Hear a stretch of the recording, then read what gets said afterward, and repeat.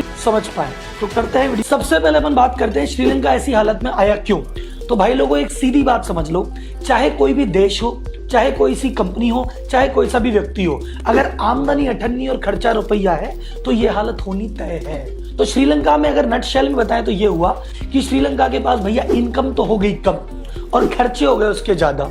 अब इनकम कौन सी थी? उसकी इनकम थी जो टूरिज्म से आती थी, वो कोरोना के चक्कर में नहीं आई। बाकी वहां पे एक दो ब्लास्ट हो गए तो वहां इनकम आनी बंद हो गई।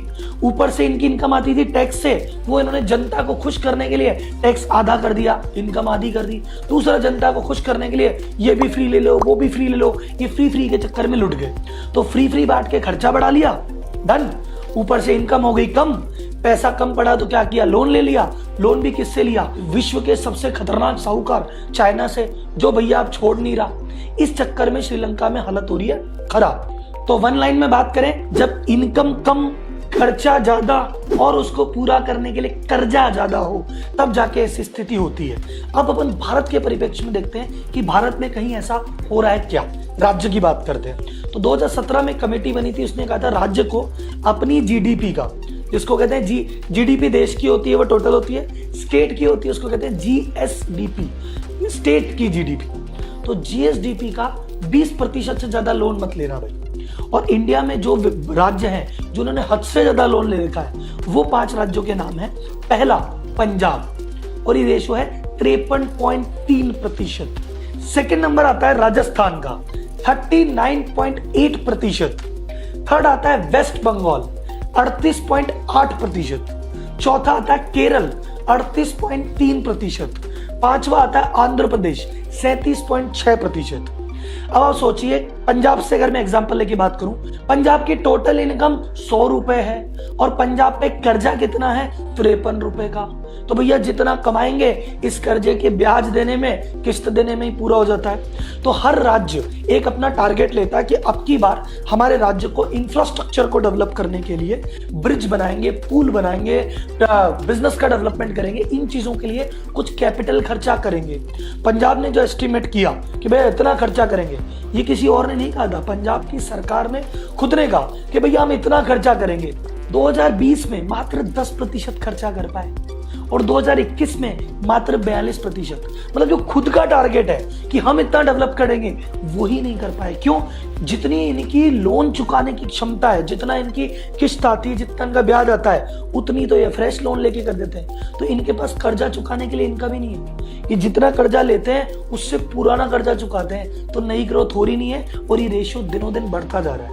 तो सोचो यही हालत जब 73 हो जाएगी और जब 83 हो जाएगी, तब पंजाब में क्या होगा, तब बंगाल में क्या होगा, तब केरल में क्या होगा, तब राजस्थान में क्या होगा। ये 5 राज्य वैसे तो भारत का हिस्सा है और इनमें कुछ भी दिक्कत आएगी तो भारत सरकार आएगी बचाने, बचाना पड़ेगा, ऑप्शन नहीं है भाई साहब, अपने राज्य को फेल आप नहीं होने दे सकते। लेकिन अगर ये इंडिपेंडेंट होते तो ये तो श्रीलंका की राह पे चल चुके हैं। 5 साल बाद, 10 साल बाद, 15 साल बाद आप न्यूज सुन लेना कि भैया यहाँ पे तो डेफिसिट हो गया, ये तो ऊपर से पैसा आता है तो इतना काम चलता है। अब हम बात करते हैं कि राहुल जी ये हालत हुई तो हुई कैसे? सर ये हुई उसी जनता की वजह से जो बाद में इनको गालियां देती है। ये जनता कहती है हमें भैया फ्री में गैस दे दो, फ्री में हमें अनाज दे दो, फ्री में हमें बिजली दे दो, फ्री में पानी दे दो। नेता सोचते हैं भैया इसका 100, 200, 500 रुपए का बिजली का बिल माफ करने में मेरा क्या जाता है, अपनी तो 5 साल की सरकार है, कर्जा ले लेके बढ़ जाएंगे, आने वाली अगली सरकार देखेगी, अपने क्या है। सर एक चीज ध्यान रखना, इन राजनेताओं के फर्क नहीं पड़ेगा, इनके बंगले वैसे ही रहेंगे, इनकी विदेशों में प्रॉपर्टियां रहेगी, इनके चौपर रहेंगे, फर्क हमारे पड़ेगा।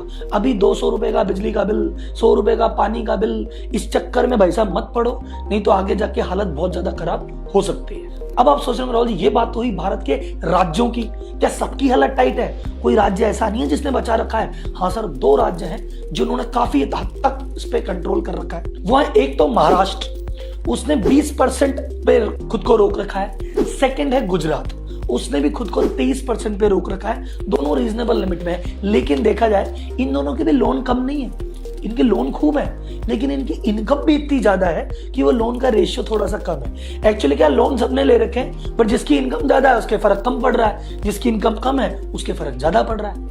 अब हम बात करें कि सर जी ये तो हो गई राज्यों की बात, भारत का क्या सीन है? केंद्र सरकार के साथ तो ऐसी पंगा नहीं है। सर केंद्र सरकार के भी पास ऐसा पंगा है केंद्र सरकार की भी लिमिट फिक्स कर रखी है उस 2017 वाली कमेटी ने कि भैया 40% तक के आपको आसपास लोन लेना चाहिए, लेकिन आज की डेट में वो लोन है 59%, तो अपनी लिमिट से 1.5 गुना ज्यादा उनका भी है। तो अगर पूरे भारत की बात की जाए तो ऑन एन एवरेज केंद्र सरकार का 59% लोन है जीडीपी के रेशियो का, और अगर बाकी राज्य सरकारों की बात की जाए तो ऑन एन एवरेज 31% है। यानी टोटल किया जाए तो भारत पे इस समय जीडीपी का 90% लोन है। तो अब एक टेंशन है, अरे सर जी 100 रुपए की कमाई 90 रुपए का लोन, तो ये केंद्र और राज्य का मिला के है, इनके अपने अपने इनकम सोर्स है। टेंशन वाली बात तो है क्योंकि टोटल लिमिट जो सेट की थी वो 60% सेट की थी कि 40 केंद्र ले ले 20 राज्य ले ले, तो केंद्र 40 से 60 चला गया, राज्य 20 से 31 चले गए। इस चक्कर में ये प्रॉब्लम आ रही है। लेकिन इस पे अभी कमेंट करना जल्दीबाजी हो सकती है। कैसे?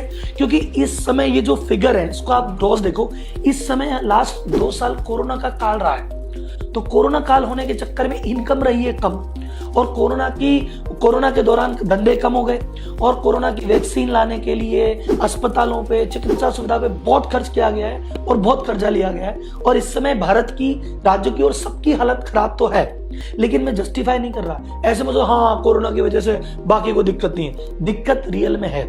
लेकिन जैसा हमेशा कहते हैं, लोन कितना भी लो टेंशन नहीं है, पर वो लोन लेके अगर आप इंफ्रास्ट्रक्चर बिल्ड कर रहे हो, आप पोर्ट बना रहे हो, आप एयरपोर्ट बना रहे हो, आप लॉजिस्टिक पे काम कर रहे हो, आप काम धंधे को प्रमोट कर रहे हो, आप रोजगार को प्रमोट कर रहे हो, तो अच्छी बात है। तुम एक बड़ी सी फैक्ट्री लगाओ, टैक्स में छूट दो, कुछ भी करो, तुम कुल मिला के अगर ओवरऑल इनकम बढ़ा देते हो ना तो बहुत बढ़िया है।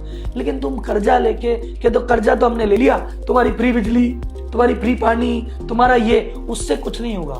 ऐसा करके हम सिर्फ निकम्मे लोग पैदा कर दे। तो आप सभी से, भारतवासियों से हाथ जोड़कर निवेदन है सर, जब भी कोई सरकार, चाहे केंद्र की हो, चाहे राज्य की हो, चाहे लेफ्ट वाली हो, चाहे राइट वाली हो, चाहे कोई सी वाली हो, सर आप हर आदमी से सीधी बात कि भाई साहब आप तो ग्रोथ की बात करो, हमें फ्री नहीं चाहिए, नहीं चाहिए। सर ये आप अपना ईमान, आप अपना भविष्य ये 2 रुपए के गेहूं में, ये 100 रुपए की बिजली में मत लगाओ। सर आपके इस बारे में क्या विचार है मुझे कमेंट बॉक्स में जरूर बताइए। कोई ऐसा टॉपिक जो आपको परेशान कर रहा है, विचलित कर रहा है कि सर इसमें मैं बड़ा टेंशन में रहता हूं, मुझे बताइए। मैं डेटा के साथ, तथ्य के साथ, आंकड़ों के साथ आपके सामने वीडियो प्रेजेंट करूंगा। ना मैं इस पार्टी का, ना मैं उस पार्टी का, मैं आपकी पार्टी का। आप